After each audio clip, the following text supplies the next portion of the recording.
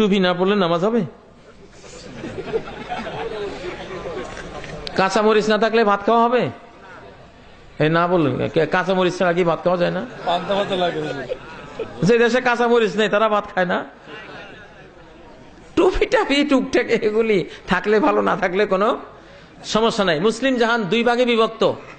মুসলিম জাহানের পশ্চিম গোলার্ধ আর পূর্ব গোলার্ধ। মুসলিম জাহানের পশ্চিম গোলার্ধের মানুষেরা টুপিকে তেমন গুরুত্ব দেয় না। আরব জাহানে যান দেখবেন টুপি ছাড়া দাঁড়ায় আছে। মিশরে যান টুপি ছাড়া নামাজ পড়ে। অধিকাংশ মানুষেরা টুপি ছাড়া পড়ে পশ্চিম গোলার্ধের মুসলিমরা। ওদের ওখানে টুপিটা একটা ধর্মীয় অবয়ব গ্রহণ করে নাই, কিন্তু মুসলিম জাহানের পূর্ব গোলার্ধে টুপিটা একটা বড় ধরনের ধর্মীয় পোশাক হিসাবে জায়গা করে নিয়েছে। এই জন্য এই অঞ্চলের মানুষ টুপি মাথায় দেবে, সমস্যা নেই।